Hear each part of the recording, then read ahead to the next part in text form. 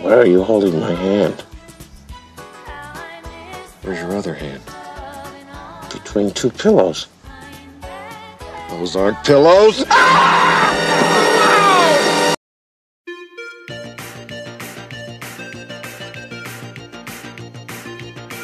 Planes, Trains, and Automobiles is a 1987 comedy film written, produced, and directed by John Hughes that would find box office success and for many would become a Thanksgiving holiday movie tradition. Steve Martin plays Neil Page, an advertising executive on a business trip in New York City. Flying back home to Chicago for the Thanksgiving holiday, to his wife Susan, played by Lila Robbins, and his 3 children, he bribes a man to let him have a cab so that he could make his flight at the airport. Anyone who'd pay $50 for a cab certainly pay $75. Not necessarily. All right, $75. You're a thief. Close. I'm an attorney. Have a happy holiday. This will help. While doing so, another man, played by John Candy, commandeers it. All right, you son of a bitch, this is my cab. Ow!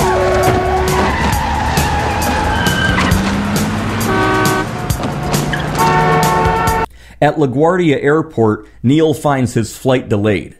While waiting at the gate, he meets the guy who took his cab, Del Griffith. A talkative shower curtain ring salesman, Neil finds him to be aggravating. You're the guy who tried to get my cab. I knew you, yeah. Come to think of it, it was awful easy to get a cab during rush hour. Forget it. Oh, I can't forget it. I am sorry. I had no idea that was your cab. Let me make it up to you somehow, huh, please? How about a nice hot dog and a beer? No thanks. Some coffee. No. Milk? No. Soda? No. Some tea? No. Lifesavers? No. Slurpee? Sir, please. Just let me know. I'm here. I knew you. When he boards his flight, he finds his first class seat no longer available and finds himself seated next to Del.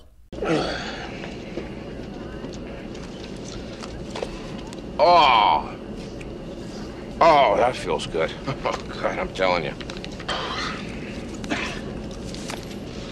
Oh. That feels better. After their flight is diverted to Wichita, Kansas due to inclement weather, the two wind up sharing a motel room together, where they begin to tire on each other's differing personalities. You're not a very tolerant person. Look, you've been under my skin since New York, starting with ripping off my cab. God, you're a tight ass. How'd you like a mouthful of teeth? Oh, and hostile, too. Nice personality combination. Hostile and intolerant. That's borderline criminal. Screw you. You spilled beer all over the bed. You smoke. You mess up the bathroom. Well, who let you stay in the room? I even let you pay for it so you wouldn't feel like an intruder, which you most certainly are. While they sleep, they're both robbed. There's $263 in there. If there's $1 more, then you can call me a thief. Just count it. Count it. 263, right? Empty. What? Right.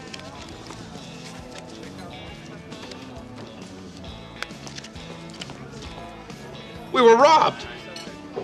Do you think so? With air travel still delayed, Neil buys them both train tickets to Chicago, but with seats in separate cars. More hilarity ensues when the locomotive breaks down near Jefferson City, Missouri. Oh, what did you do here? There was smoke. Did he say he saw smoke? The two make it on a crowded bus to St. Louis, Missouri. However, they eventually depart and go their separate ways after Neil offends Del over lunch.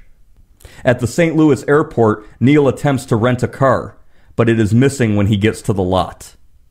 Neil unleashes a very memorable, hilarious, profane tirade against the car rental agent, played by Edie McClurg.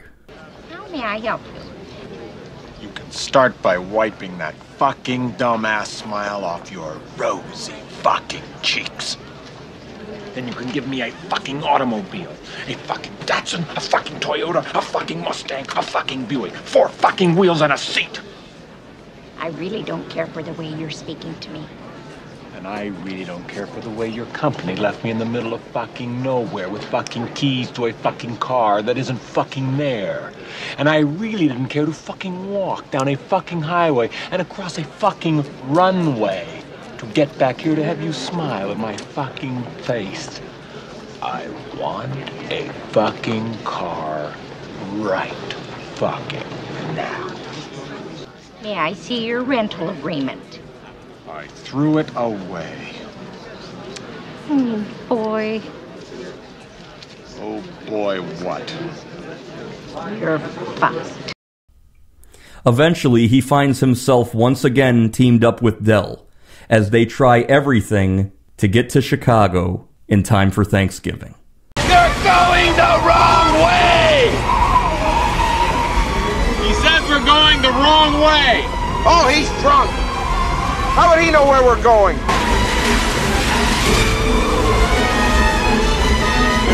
You're going the wrong way!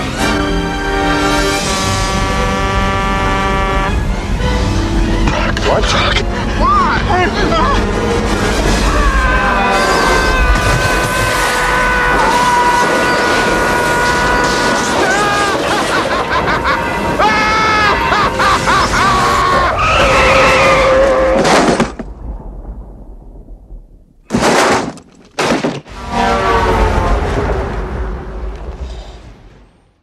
John Hughes said he was inspired to write the film's story after he took an actual flight from New York to Chicago. The flight was diverted to Wichita, Kansas, taking him 5 days to get back home. John Hughes wrote the first draft of the screenplay in just 3 days. This movie is one of the very few John Hughes films where none of the main characters are teenagers. Hughes originally wanted Tom Hanks for the role of Neil Page and John Travolta for the role of Del Griffith. Hanks was unavailable because he was busy shooting the movie Big, and Paramount executives did not want John Travolta because his film career had cooled somewhat at the time. Rick Moranis, Chevy Chase, and Michael Keaton were all considered for the role of Neil Page. John Goodman, Dudley Moore, Bill Murray, and Robin Williams were considered for the role of Del Griffith. Although he receives fourth billing, actor Michael McKean appears in only one scene and is only on screen for about 90 seconds. Kevin Bacon is fifth billed in the credits, despite only appearing at the beginning of the movie and having about 1 minute of screen time. He plays the character from the 1988 John Hughes film She's Having a Baby. When Neil's wife Susan, played by Lila Roberts, is alone in bed watching television, you can hear a couple arguing, and that's actually a scene from She's Having a Baby. This scene is also a nod to Kevin Bacon's 1986 film Quicksilver, where he plays a fallen stock market trader forced to make a living as a bike messenger. Not a bad movie. Lyman Ward, Edie McClurg, and Ben Stein, who have small roles in this film, all appeared in John Hughes' 1986 movie Ferris Bueller's Day Off. Both John Candy and Steve Martin stated that this was their favorite film that either one of them ever made. The poster for the movie bears a striking resemblance to a 1927 Norman Rockwell painting called The Plot Thickens. When Del and Neil are drinking in the hotel room, Del says he's going to Jamaica and uses a Jamaican accent drinking rum. Go to Jamaica. Have some rum, man. Dig it. Irie, man. A couple of years after this film, John Candy would play the manager of a Jamaican bobsled team in the 1993 film Cool Runnings. The movie features the 1953 song Mess Around by Ray Charles. They're doing the mess around. Everybody do the mess around. That was Ray Charles doing the mess around. Ray Charles and John Candy had both starred together in the 1980 film The Blues Brothers. The marathon car rental scene, one of the most memorable scenes in the movie, is exactly 1 minute long from the time Steve Martin starts his tirade to the time the attendant ends the scene. In that 60 seconds, the word fuck is used 19 times. This scene gave the film an R rating by the MPAA. Paramount tried unsuccessfully to appeal the rating to get PG-13. This film would have easily been rated PG or PG-13 had it not been for this single scene. May I see your rental agreement? I threw it away. Oh, boy. Oh boy, what? You're fucked. Director John Hughes was known for staging improvisational moments for his actors to get a genuine reaction. He wasn't satisfied with the Owen scene, so after several takes, he instructed actor Dylan Baker to wipe spit in his hand just before shaking hands with Steve Martin's character. Yeah, Del Griffith. How are you? This is Neil Page from Chicago. Hi. Pleased to meet you both. Steve Martin was not expecting this, and thus his disgusted reaction to shaking the saliva-slathered hand was real. The film crew immediately exploded in laughter, and Steve Martin ran off to wash his hands, but John Hughes got the reaction he wanted, and the footage was kept in the movie. The exterior of their rental car was designed to resemble that of the Griswold station wagon from John Hughes' 1983 written film, National Lampoon's Vacation. Many of the highway scenes were filmed on a then unopened stretch of U.S. Highway 219 that runs between Buffalo and Springville, New York. The scenes at night on the highway were filmed in Central California. Fake snow was applied to the sides of the road to make it appear as a Midwest winter. The taxi scene was filmed on a stretch of road in Madison, Ohio. According to editor Paul Hirsch, the original cut of this movie was 3 hours and 40 minutes long. He and John Hughes edited the film down to 2 hours, and then finally down to 1 hour and 33 minutes for the theatrical release. There are many, many deleted scenes that can be found on certain Blu-ray releases. One scene has Neil and Del eating dinner on the airplane.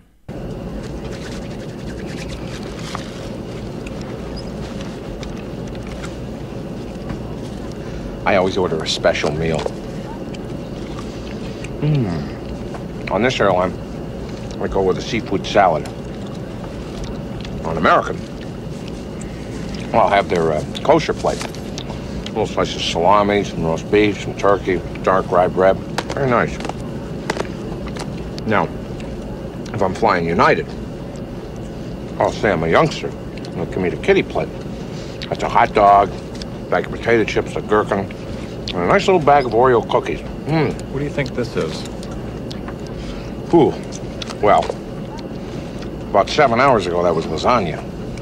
The motel scene was much longer and showed the pizza boy being offended by Del, which explains why he breaks back in and steals their money. All right. All right. Well, look, thanks a lot for the big tip, buddy. And when your wife gets out of the shower, why don't you shave her chest? Hey, just get going, all right? Go on! There is also a hilarious scene of Neil trying to eat the disgusting pizza ordered by Del at the motel. What's the matter? It has a wonderful shitty taste. Neil also gets angry when Del asks for permission to rip large farts. Neil? What? I have got to fart something fierce. God damn it. Oh, for Christ's sakes, I told you, didn't I? I could have snuck it on you.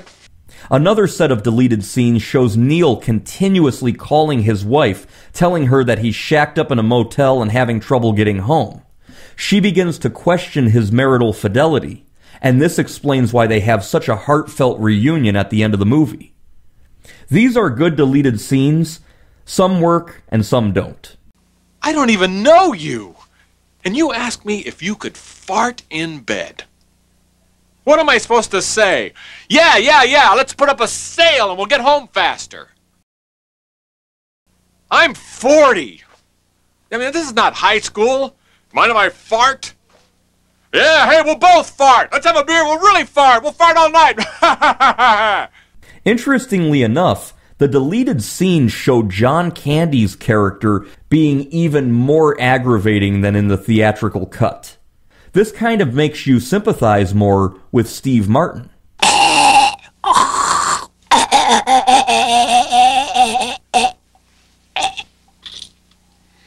What are you doing? I'm clearing my pipes. Why? I'm doing it for you. Please don't. Planes, Trains, and Automobiles had a release in the movie theaters on November 25, 1987, and grossed a worldwide total of $49.5 million on a budget of $15 million. This made the film a box office success.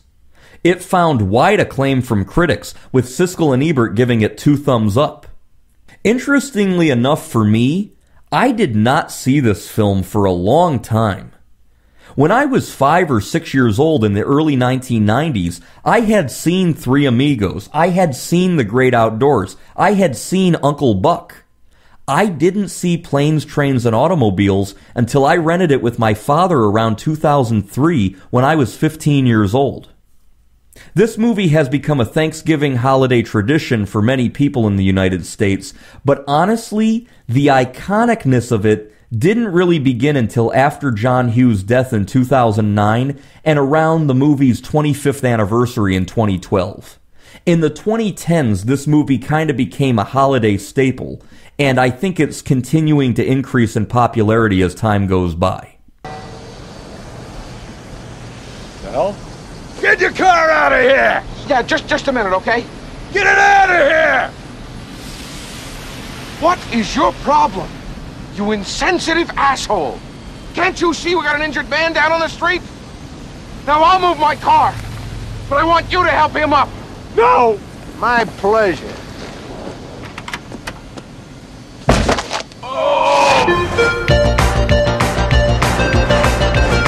I've never seen a guy get picked up by his testicles before. Lucky thing for you that cop passed by when he did. Otherwise, you'd be lifting up your schnuts to tie your shoes. I'm sorry. That's terrible. Do you have any idea how glad I am I didn't kill you? Do you have any idea how glad I'd be if you had? I enjoy this movie. Steve Martin's great as always. John Candy was wonderful. Lila Robbins was in movies like Welcome Home, Roxy Carmichael, and Live Nude Girls. Very attractive woman. I like her a lot for her acting abilities. And I think this movie holds up as a late 1980s iconic John Hughes film. I highly recommend the Thanksgiving holiday favorite, Planes, Trains, and Automobiles.